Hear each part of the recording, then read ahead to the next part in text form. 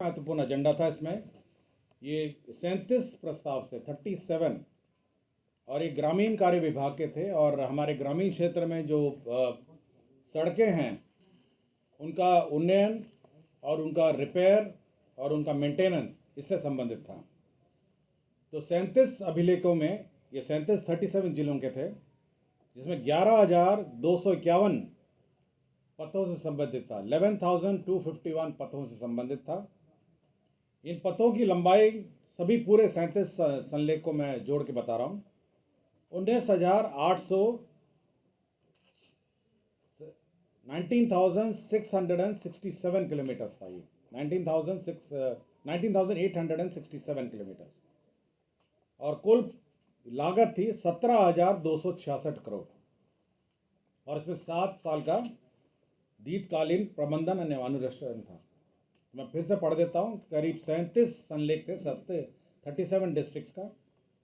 इसमें पथों की संख्या थी 11,251 और लंबाई थी 19,867 और पथों की कुल लागत थी 17,266 करोड़ और 7 साल इसमें दीर्घकालीन प्रबंधन था। तो 37 जिले में एक जिला इसमें नहीं था और एक जिला इसलिए नहीं था कि एक जिला खगड़िया जिला जो था इसमें पूर्व से ही स्वीकृत था, जिसमें 170 रोड्स उसके थे, 202 करोड़ उसका लंबाई था और उसका कॉस्ट था 156। तो 38 जिलों का जो फाइनल टोटल 38 जिले का फाइनल टोटल हो गया 11,421 11,421 इसमें पथ थे। मैं टोटल 38 जिलों का बता रहा हूँ आपको।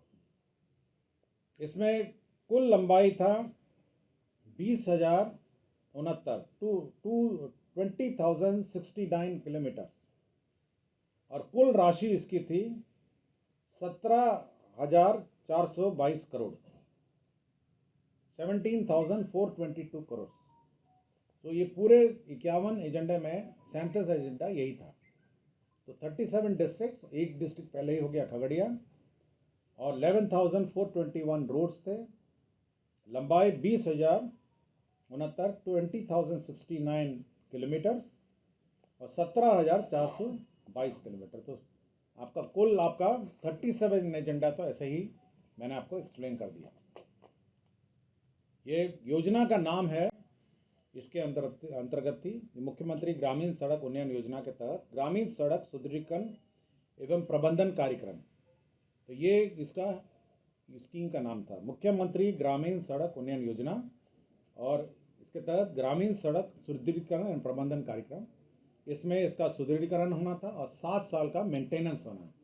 तो 37 जिलों का ये प्रस्ताव आज स्वीकृत हुआ है। एक खगड़िया जिला का पूर्व में स्वीकृत हुआ। मैं पूरी लिस्ट पूरे जिलावार आपको मैं उपलब्ध कराऊंगा। गन्ना उद्योग विभाग का एक प्रस्ताव था, जिसमें आपको जानकारी होगा कि हर साल जो क्षेत्र विकास परिषद कमीशन है उसका दर सरकार घटाती है। तो 1.80 से घटाकर उसको 0.20 सरकार ने क्षेत्र विकास परिषद कमीशन को घटा दिया।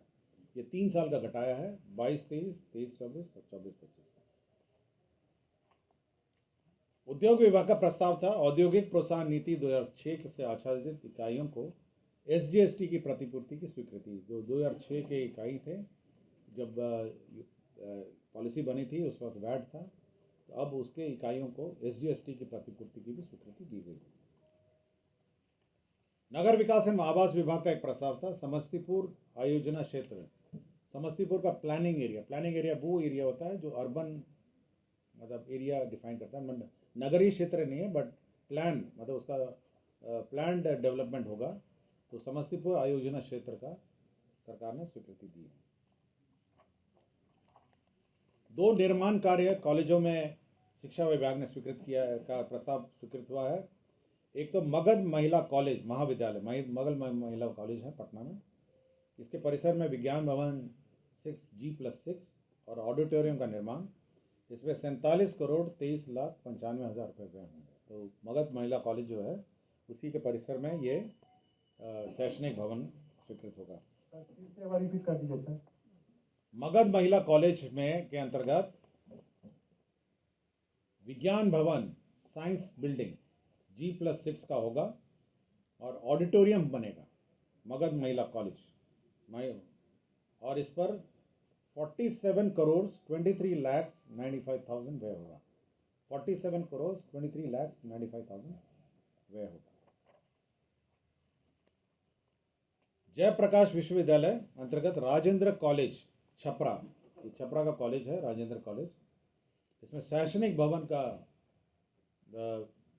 विज्ञान जो साइंस बिल्डिंग है G+4, कला संकाय G+4, सभागार फर्नीचर एवं फिक्सचर सहित G+1, 4 दीवारी 600 मीटर, 61 करोड़ 42 लाख 83,000 इस पर व्यय होगा।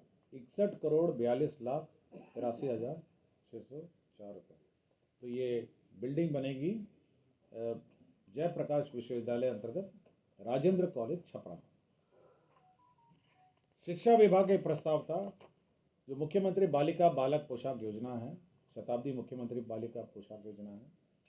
इसके अंतर्गत जो शैक्षणिक सत्र अगला सत्र जो है यूनिफॉर्म की राशि सत्र के सबसे पहले मिल जाएगी। होता ये था कि बच्चे जो हैं ये यूनिफॉर्म की राशि सत्र के अंत में मिलती थी और बच्चों को ये कारण मिल जाता था कि मेरे पास यूनिफॉर्म के पैसे नहीं हैं। इसलिए इस बार सरकार ने यह निर्णय लिया है कि सत्र शुरू होते ही यूनिफॉर्म के पैसे मिलेंगे, बच्चे यूनिफॉर्म सिलाएंगे और पूरा सत्र यूनिफॉर्म में रहेंगे। और अटेंडेंस का जो गाइडलाइन होगा पिछले साल का जो अटेंडेंस है उसके हिसाब से हम लोग दे देंगे। और जो क्लास 1 वाले जो नए बच्चे हैं उनको सभी को इर्रेस्पेक्टिव अटेंडेंस हम लोग दे देंगे। तो इससे ये होगा कि स्कूलों में साल भर बच्चे अटेंडेंस यूनिफॉर्म में रहेंगे। अन्यथा ये देखा गया है कि बच्चे बिना यूनिफॉर्म के रहते हैं और साल के अंत में यूनिफॉर्म का पैसा देने का कोई लाभ नहीं होता। छात्रों को जो नहीं पहले एजेंडा पहले रोड का कोई किसी को पूछना है, ये पूरा डिटेल है, ये सबको मैडम व्हाट्सअप कर दीजिए, ग्रुप में होगा ना। सर यूनिफॉर्म में जूता भी दिए जाएंगे बच्चों को। यूनिफॉर्म में हम राशि देते हैं और तो राशि में जो खरीद लें, सबका अलग अलग है, सबका अलग अलग है। केवल पॉलिसी है, पहले पॉलिसी ये थी कि साल में 70% हाजिरी के आधार पर हम लोग यूनिफॉर्म देते थे और प्रॉब्लम होता था ये राशि जैसे इस साल का अभी बट रहा है, मतलब जनवरी में अगर बटेगा और तो साल भर तो बिना यूनिफॉर्म के जाएगा बच्चा। तो हम लोगों ने ये सोचा कि अगला साल के लिए जब बच्चा एडमिशन लेता है नए क्लास में जाता है तो यूनिफॉर्म नया सिल के जाएगा। और किसी कुछ पूछना है तो सर इसमें अटेंडेंस का वित्तीय वर्ष 2024-25 से 2027-28 में जो 4th कृषि रोड मैप है उसमें जूनोटिक रोगजनकों के अध्ययन, एंटी माइक्रोबियल प्रतिरोध की निगरानी तथा विष एवं अवशेष विश्लेषण, ये तो बिहार पशु विज्ञान विश्वविद्यालय में वन हेल्थ प्लेटफॉर्म बनाने के लिए 26 करोड़ 55 लाख 66,000 रुपये की स्वीकृति दी गई। केंद्र प्रायोजित योजना है नगर विकास का अटल नवीकरण शहरी परिवर्तन मिशन अमृत 2.0। इसके अंतर्गत बेतिया जल आपूर्ति योजना के अंतर्गत 68 करोड़ 78 लाख 16,000 रुपये की प्रशासनिक स्वीकृति दी गई। इंडस्ट्रीज डिपार्टमेंट का प्रस्ताव था प्रधानमंत्री सूक्ष्म खाद्य उद्यम उन्नयन योजना। इसके अंतर्गत 2025-26 तक होने के फलस्वरूप वित्तीय वर्ष 2025-26 के अंतर्गत उक्त योजना कार्यान्वयन तो अनुमानित व्यय 295 करोड़ 44 लाख रुपए मात्र की योजना स्वीकृत की गई।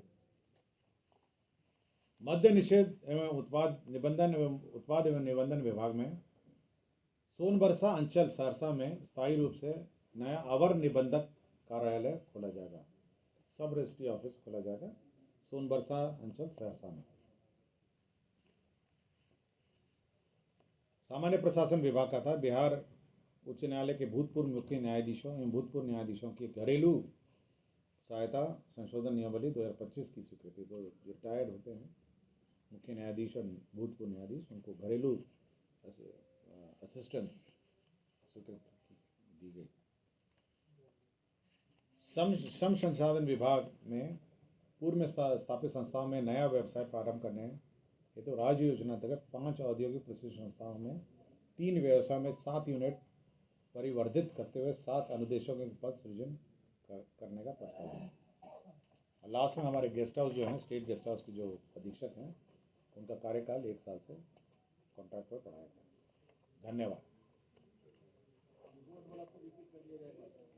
रोड वाला मैं